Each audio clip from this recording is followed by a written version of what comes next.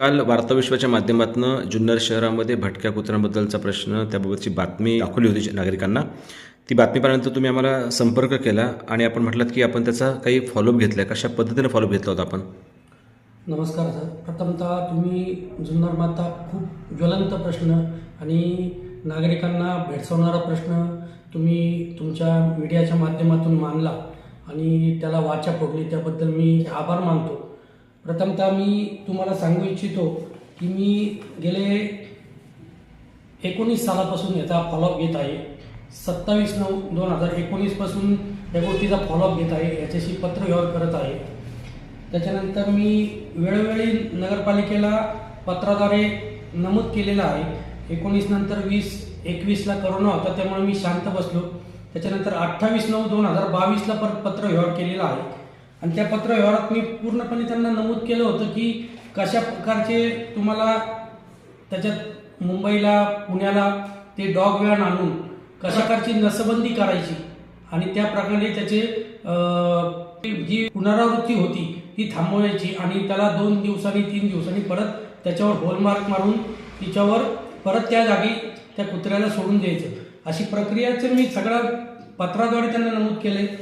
2022 नंतर परत 22लाच 4 महिन्यांनी त्याच्यावर काय दिसलं नाही म्हणून मी परत पत्रव्यवहार केला आणि त्यांनी ते प्रक्रिया चालू केली म्हणून त्यांना आभाराचं पण पत्र मी दिलेलं होतं की तुम्ही ती प्रक्रिया चालू केली, त्यामुळं मी तुमच्यासाठी आभाराचं पत्र पाठवलेलं आहे.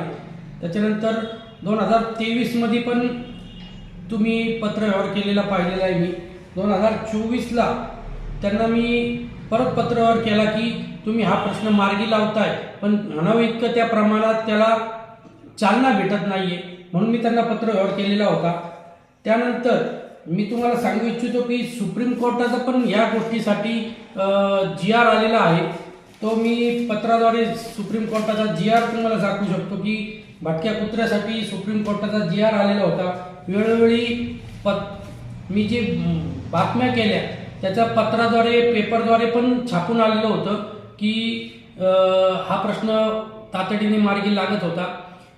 त्यानंतर आत्ता पण तुम्हाला मी सांगू इच्छितो की आत्ता हा प्रश्न काल जेव्हा तुमच्या मीडियाच्या माध्यमातून उत्पन्न झाला तेव्हा मी तुम्हाला सांगू इच्छितो की हा जो टेंडरची कॉपी मी आत्ता मागवलेली आहे, ही टेंडरची कॉपी तुम्हाला दाखवू इच्छितो की त्याच्यात पूर्णपणे असं लिहिलेलं आहे की त्याला त्याची नसबंदी करून त्याला ताब्यात घेतल्यानंतर त्याची नसबंदी करायची आणि त्याला एक शिक्का मारून पूर्ण 3 दिवसांनी त्याला ज्या जागेवरनं उचललं आहे त्या जागेवर परत सोडून द्यायचं आहे.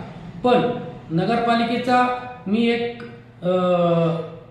तुम्हाला सांगू इच्छितो, तिथं मी गेल्यानंतर मला असं कळलं की ज्या माणसाला हे काम दिलेलं आहे, विनोद म्हणून नावाचे अधिकारी आहेत, कोण त्यांना काम दिलंय, पेटर फोर्स म्हणून विनोद साळवी यांना हे काम मिळालेलं आहे.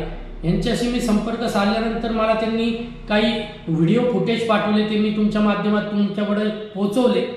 त्याच्यात असं दिसतंय त्या व्हिडिओमध्ये की तिथं ज्यांना जी व्यवस्थित सुविधा करून द्यायला पाहिजे होती, जे कचरा डेपोच्या तिथं त्यांना जे हे कामाची तिथं जागा दिलेली आहे, त्यांना व्यवस्थित जाळ्या बांधणं, तिथली साफसफाई असो तिथं ती करायला पाहिजे होती, ती नगरपालिकेच्या माध्यमातून झालेली नाही.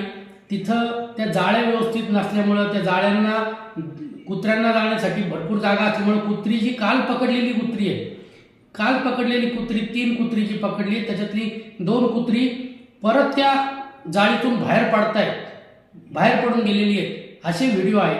माझी विनंती आहे की तो जो माणूस व्यवस्थित काम करत असेल तर नगरपालिकेच्या अधिकाऱ्यांनी त्यांच्याशी व्यवस्थित संगनमताने करून हा कुत्र्यांचा ज्वलंत प्रश्न मार्गी लावावा, अन्यथा आम्हाला आमच्या पद्धतीने या गोष्टीत मार्ग काढायला लागत. तरी मी नागरिकांच्या वतीने नगरपालिकेच्या अधिकाऱ्यांना व मुख्य अधिकाऱ्यांना विनंती करतो की तो माणूस जो तुम्हाला विनंती करतोय, सांगतोय की मला व्यवस्थित जाळ्या पाहिजेत, इथं जी घाण पडलेली आहे ती दिसली नाही पाहिजे, त्याच्यात त्याला काम करायला ती अडचणी होत आहेत, तर हे 2 ते 3 दिवसापूर्वी त्या ठेकेदारांनी सांगितलेलं होतं, त्याच्यावर काम का झालं नाही ही शोधाची गोष्ट आहे. आपल्या माध्यमातून मी नागरिकांना पण आवाहन करतो की आपण सावध राहावं, या अशा मोकाट कुत्र्यांपासून लांब राहावं आणि आपल्या जीवाची काळजी घ्यावी. हे संपूर्ण काढायचं आहे आपल्याला.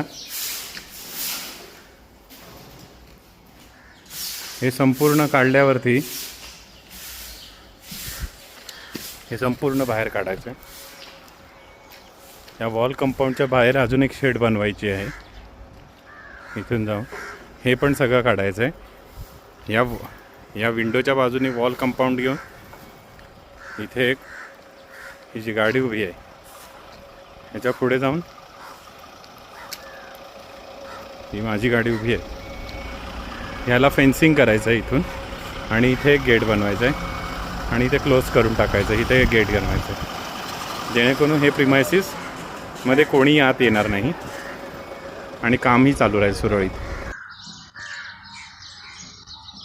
ये जो गेट तोड़ के निकला था ना, गेट नहीं खिड़की की तरफ से, खिड़की जिधर कचरा जमा है उधर पीछे वाली खिड़की की तरफ से यही डॉग निकला है.